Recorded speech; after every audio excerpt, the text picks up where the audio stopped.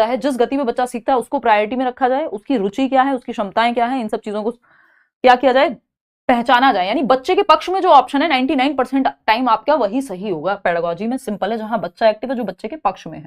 फिर भी third option पढ़ेंगे, a method that emphasizes strict adherence to a fixed curriculum. Curriculum fixed नहीं चाहिए, हमको चाहिए लचीला, यानी हमको क्या चाहिए, करिकुलम कैसा होना चाहिए, फ्लेक्सिबल होना चाहिए, जहां पे परिवर्तन की संभावना हो, फिक्स्ड नहीं। फोर्थ है, आप फोकस ऑन मेमोराइजेशन। रटने पे कभी भी फोकस रखना अच्छी बात होती नहीं है पेडागोजी में। तो एक दृष्टिकोण जो बच्चे की रुचियों, उसकी क्षमताओं और सीखने की गति को प्राथमिकता देता है, वो चाइल्ड सेंटर्ड कहा जाएगा, जहां बच्चा सेंटर में है, बच्चे का इंटरेस्ट, उसकी एज, उसका एप्टीट्यूड, उसका एटीट्यूड, वो उसकी क्षमता, वो महत्वपूर्ण है। क्वेश्चन नंबर 16 देखिएगा। अब असर्शन और रीजनिंग वाले कई सारे क्वेश्चंस हैं जो हम करेंगे, क्योंकि ये भी पूछे जाते हैं। तो एक कथन है, स्टेटमेंट है, child centred education focuses on the interest, abilities and needs of the child. यानी बाल केंद्रित शिक्षा बच्चे की रुचियों, क्षमताओं और जरूरतों पर केंद्रित होती है कि बच्चे को क्या चाहिए। सही है बात तो, ट्रू। रीजन क्या है, इसका कारण क्या दिया है, in child centred education the teacher plays the role of a facilitator and guide rather than an authoritarian figure. Authoritarian figure कौन है, अथॉरिटेरियन फिगर है आपके अमिताभ बच्चन। कौन सी मूवी, चाहे वो मोहब्बतें हो, चाहे वो कभी खुशी कभी गम हो, कह दिया ना कह दिया वाली बात है कि मतलब जो टीचर ने कह दिया वही फाइनल, या फिर एक तरह से डर का माहौल है जहां, ठीक। तो अथॉरिटेरियन फिगर नहीं है चाइल्ड सेंटर्ड क्लासरूम में टीचर, क्योंकि वो टीचर सेंटर्ड क्लासरूम हो जाएगी। फिर अगर अथॉरिटेरियन फिगर यानी जिसकी चल रही है, सत्तावादी एक तरह से हो गया अगर जो पूरा माहौल है, तो वो हिटलर शाही हो जाएगी कुछ हद तक। तो in child centred education the teacher plays the role of a facilitator. Teacher एक फैसिलिटेटर है जो सुविधाएं प्रदान कर रहा है, जरूरत पड़ने पे वो वहां है। तो बात तो सही है, the teacher plays the role of a facilitator and guide rather than authoritarian figure, बिल्कुल सही है। यहां पे क्या बताया था कि बच्चे के इंटरेस्ट का ध्यान रखा जाता है, उसकी स्पीड का, उसकी नीड्स का, सही है। और क्या होता है एजुकेशन में, टीचर क्या है, फैसिलिटेटर का रोल प्ले करता है। दोनों बातें सही हैं और दोनों एक दूसरे के लिए भी सही हैं। तो फर्स्ट ऑप्शन सही है कि ए और आर दोनों सत्य हैं, और आर ए का सही स्पष्टीकरण भी है। क्वेश्चन नंबर 17 देखिएगा, है ना। आज ज्यादा क्वेश्चंस नहीं है, जस्ट 27 आई थिंक या 25, पता नहीं, इतने ही क्वेश्चंस हैं। असर्शन क्योंकि सारे टाइप ऑलमोस्ट कवर हो जाते हैं इतने में। कथन की अगर हम बात करें, progressive education promotes the memorisation of facts and strict discipline in the classroom. यानी प्रगतिशील शिक्षा कक्षा में तथ्यों को याद रखने और सख्त अनुशासन को बढ़ावा देती है। मतलब मेमोराइज करा दो, फैक्ट्स को रट्टे लगवा दो, तो ऐसा तो बिल्कुल भी नहीं है। प्रोग्रेसिव एजुकेशन बच्चे को सेंटर में रखती है, child centred and progressive education की ही हम बात कर रहे हैं। तो ये तो फॉल्स है कि स्ट्रिक्ट डिसिप्लिन, बच्चे को डंडे के बेस पे जो है याद करवाना एंड ऑल। फिर आता है इसका रीजन क्या है, progressive education emphasises experiential learning and critical thinking skills. यानी समालोचनात्मक चिंतन और अनुभवात्मक अधिगम को बढ़ावा देती है प्रोग्रेसिव एजुकेशन, यानी प्रगतिशील शिक्षा जो प्रगति की बात कर रही है। बात तो सही है, बच्चे के अनुभव और उसके क्रिटिकली हर एक पहलू से सीख पाए बच्चा, सोच पाए बच्चा, है ना। तो ये बात तो सही है। क्या फैक्ट है, क्या ओपिनियन है, इन सब में अंतर कर पाए, ये ट्रू है। लेकिन ये जो कहा गया था कि मेमोराइजेशन रट्टा लगवाने में, रोट लर्निंग पे नहीं, रटंत विद्या पे नहीं, तो ये तो ए गलत है, आर सही है। तो A is false but R is true. Fourth option हो जाएगा यहाँ पे सही। बात सही है, आगे बढ़े। नेक्स्ट क्वेश्चन क्या है भाई, क्वेश्चन नंबर 18। आपका ये असर्शन रीजन वाला तो डर निकल ही जाएगा। मैं हर एक सेशन में असर्शन रीजन के एक्स्ट्रा क्वेश्चंस करा के चलती हूँ, क्योंकि 4 से 5, 5 से 6 तक भी क्वेश्चंस पूछे जा रहे हैं पेपर में जो असर्शन रीजनिंग के हों, और वो किसी भी टॉपिक से आ सकते हैं, ठीक। क्वेश्चन नंबर 18 देखना, असर्शन है, in a child centred classroom the curriculum is rigid and predetermined by the teacher.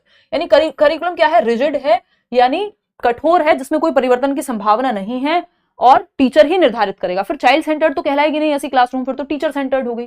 तो ये तो फॉल्स है, ये क्या हो जाएगा, गलत हो जाएगा, ये कहना गलत है। रीजन क्या है इसका, child centred education allows the curriculum to be flexible and responsive to the individual learning needs of the students. हाँ, ये बात सही है कि बाल केंद्रित शिक्षा जो है पाठ्यचर्या को व्यक्तिगत आवश्यकताओं के अनुसार सिखाने पे फोकस करती है, यानी बच्चा सेंटर में है, बच्चा एक्टिव है। तो again A is false but R is true. तो फोर्थ ऑप्शन यहाँ पे सही हो जाएगा कि ए तो जो है गलत है बट आर सही है। क्वेश्चन नंबर 19 देखिएगा, आसानी से सॉल्व हो पा रहे हैं क्योंकि आपका कॉन्सेप्ट क्लियर है, तो आप कर ही देंगे इस तरह के क्वेश्चन सॉल्व। सिंपल देखना है असर्शन सही है या नहीं, रीजन सही है या नहीं, दोनों अगर सही है तो एक दूसरे के लिए सही है या नहीं। 3 स्टेप की प्रोसेस है। असर्शन क्या है, progressive education encourages collaboration among students to solve real life problems. यानी वास्तविक जीवन की समस्याओं को सुलझाने पे, कि अच्छा पानी की समस्या, तो 4 बच्चे मिलकर के एक प्रोजेक्ट बनाया और देख रहे हैं कि हमारे आसपास सराउंडिंग में जो एक बड़ी प्रॉब्लम है रियल लाइफ की, के बहुत कूड़ा फैल गया, उसको कैसे मैनेज किया जाए। तो वो कोलैबोरेट करके ग्रुप में एक साथ रियल लाइफ प्रॉब्लम सॉल्व कर रहे हैं। ऐसा टास्क प्रोग्रेसिव एजुकेशन में या चाइल्ड सेंटर्ड एजुकेशन में, बाल केंद्रित शिक्षा में दिया जा सकता है। एकदम ट्रू है ये बात, इसमें कोई भी दिक्कत नहीं है। रीजन क्या है इसका? Progressive education views learning as a social process that benefits from interaction and team work. यानी प्रगतिशील शिक्षा सीखने को एक सामाजिक प्रक्रिया के रूप में देखती है जो बातचीत और टीम वर्क से लाभान्वित हो। यानी बच्चा यहां भी एक्टिव है, तो यहां पे भी एक्टिव था, यहां भी एक्टिव है, और दोनों बातें सही है। Both A and R are true और R is the correct explanation of A. Question number 20 देखिएगा, ये क्या कहता है भाई? Child centred education encourages children, यानी बाल केंद्रित शिक्षा बच्चों को प्रोत्साहित करती है किस चीज के लिए? फर्स्ट ऑप्शन है rely only on the teacher for information, यानी सिर्फ शिक्षक पे ही बच्चे निर्भर रहे इंफॉर्मेशन के लिए। क्यों भाई? वो खुद से खोजें, किताब पढ़ें, किसी से बातचीत करनी है, अपनी दादी से, नानी से, समाज में किसी से क्वेश्चन करना है, इंटरनेट का इस्तेमाल करना है, जितने भी रिसोर्सेज हैं सबका इस्तेमाल करें, सिर्फ टीचर पे क्यों निर्भर रहे? बच्चा ज्ञान का सृजन खुद से करे एक्टिव होकर के, तो ये तो गलत हो जाएगा। पैसिव रहे, पैसिवली एब्जॉर्ब कर लें जो भी फैक्ट उनको दिए जा रहे हैं, तो ये भी गलत है। बच्चा निष्क्रिय नहीं चाहिए, हमको एक्टिव चाहिए। B actively involve in their learning and explore their environment, ये बात एकदम सही है कि बच्चा सक्रिय रूप से अपने सीखने की प्रक्रिया में शामिल है और अपने वातावरण में खोज करके सीख रहा है, ये बात सही है। फोर्थ ऑप्शन है avoid asking questions and stick to prescribed answers, बिल्कुल भी नहीं। बच्चे को प्रश्न पूछने के लिए प्रोत्साहित करना है आपको, ये नहीं है कि उसको प्रश्न पूछने का मौका ही नहीं दे रहे हैं और जो रटे रटाए सवाल के जवाब मिल गए उन्हीं को वो मान ले, ये कहना गलत होगा। बच्चा एक्टिव मिलेगा आपको, तभी वो चाइल्ड सेंटर्ड एजुकेशन है, जो कि थर्ड ऑप्शन में कहा जा रहा था। क्वेश्चन नंबर 21 देखिएगा, what should be the sequence of introduction of new concepts to children, यानी बच्चों को नई अवधारणाओं का परिचय करा रहे हैं, यदि आप नए कॉन्सेप्ट को इंट्रोड्यूस करा रहे हैं क्लास में, उसका क्रम क्या होना चाहिए, सीक्वेंस क्या होना चाहिए, किस क्रम में नए कॉन्सेप्ट को, नए चैप्टर को इंट्रोड्यूस कराया जाए। तो पहला ऑप्शन है आपके सामने ग्लोबल टू लोकल, यानी वैश्विक से स्थानीय, यानी अमेरिका की बात पहले करो, उसके घर के बाहर, गली के बाहर क्या हो रहा है उसकी बात बाद में करो, तो ये एकदम गलत तरीका है। घर से बाहर जाया जाता है, बाहर से घर नहीं। मतलब इन अ वे समझने के क्रम में अगर हम देखें तो पहले सिंपल चीजें सीखी जाती हैं, सिंपल टू कॉम्प्लेक्स जाया जाता है। जो बच्चे का जीवन है, जो उसकी प्रीवियस नॉलेज है, ओल्ड नॉलेज है, उससे न्यू की तरफ ले जाया जाता है, ना कि उल्टा किया जाता है। तो ये तो हो जाएगा गलत। स्थानीय से वैश्विक जाया जाता है। एब्स्ट्रैक्ट टू कॉन्क्रीट नहीं, कॉन्क्रीट टू एब्स्ट्रैक्ट। जो कॉन्क्रीट वो होता है जिसका वो अनुभव कर सके, जिसको वो देख सके, जो उसके सामने है, मूर्त चीजें। इस पेन को मैं टच और फील कर सकती हूँ, ये कॉन्क्रीट है। मैं कहूं प्रेम की बातें करते हैं तो प्रेम एब्स्ट्रैक्ट हो जाएगा, कहां? हाथों में थोड़ी है, दिमाग में एक कॉन्सेप्ट है, अमूर्त है। तो पहले आप वो सिखाते हैं जो सामने है, उसके बाद ऐसे विचारों में लेकर के जाते हैं जो सामने नहीं भी है। ठीक है ना? नुसरत फातिमा कह रही है हेलो जी, most welcome in Patna Bihar, you are best. धन्यवाद। मिलते हैं आप सभी से परसों 18 तारीख को। 2 दिन की छुट्टी भी रहेगी भाई, इस चक्कर में मैं पटना जा रही हूँ, करियर विल की पूरी टीम। Application based to conceptual understanding, यानी कॉन्सेप्चुअल अंडरस्टैंडिंग पे बाद में जाओ, पहले एप्लीकेशन करके दिखाओ, या फिर इसका उल्टा होना चाहिए, पहले कॉन्सेप्ट पढ़ाओ और फिर एप्लीकेशन भी करके दिखाओ उसका। तो ये भी गलत हो जाए, ये भी ऑपोजिट होना चाहिए। फैमिलियर टू अनफैमिलियर, ये बात एकदम सही है। परिचित से अपरिचित की ओर ले जाते हैं आप। प्रीवियस नॉलेज, पूर्व ज्ञान, जो उसको आता है उससे जोड़ते हैं नए ज्ञान को। नींव के ऊपर दीवार बनाई जाती है या बिल्डिंग क्रिएट की जाती है, उल्टा नहीं होता है ना, कि पहले बिल्डिंग क्रिएट हो गई और फिर नींव रखी जा रही है। कहीं देखा है? नहीं। तो अपरिचित से परिचित की ओर, नोन टू अननोन कहते हैं इसको, ज्ञात से अज्ञात की ओर। जो बच्चे को आता है उससे अज्ञात की ओर, कि बच्चे को पेन पता है, बच्चे को दिल्ली का नाम पता है, अपने दोस्त का नाम पता है, इस नोन से आप डेफिनेशन की तरफ ले जाते हैं कि भाई name of a person, place और थिंग इज नोन एज, क्या आपकी संज्ञा या नाउन कहलाती है। तो नोन यानी जो वो जानता था, ज्ञात, उससे अज्ञात की ओर ले गए आप। तो नोन टू अननोन जाते हैं, फैमिलियर टू अनफैमिलियर जाते हैं, सिंपल टू कॉम्प्लेक्स जाते हैं, सरल से जटिल की ओर, लोकल टू ग्लोबल जाते हैं, है ना। तो D option is the right answer. आगे बढ़ेंगे, क्वेश्चन नंबर 22 देखिएगा। 22वां सवाल क्या कहता है, फटाफट से जवाब देंगे। Students are likely to experience dash when the activity is not valued by them, यदि बच्चे का इंटरेस्ट नहीं है, बच्चे को मजा ही नहीं आ रहा है उस काम में, वो इंपॉर्टेंट ही नहीं समझ रहा, अब आपको लग रहा है ये क्वेश्चन पेपर में आएंगे ही नहीं, तो क्या होगा फिर? उत्साह क्या होगा? कम हो जाएगा उस चीज को लेकर के।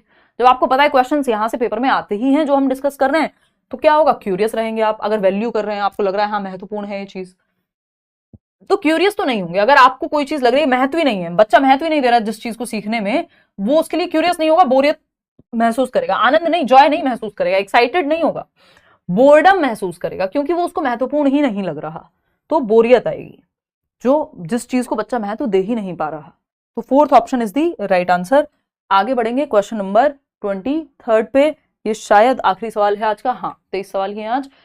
Learning by doing, discovery learning and collaborative learning are characteristics of our dash classroom, मतलब करके सीखना, खोज अधिगम और सहभागी अधिगम, और इसके साथ एक और चीज जोड़ लेना, परियोजना विधि डैश कक्षा की विशेषताएं हैं, बिहेवियरिस्टिक क्लासरूम की, प्रोग्रेसिव की, पैसिव की, या टीचर सेंटर्ड की। भाई बच्चा एक्टिव है क्योंकि करके सीख रहा है, वो खेल खेल में या एक्टिविटी करके सीख रहा है, सिंपल बच्चा सक्रिय है।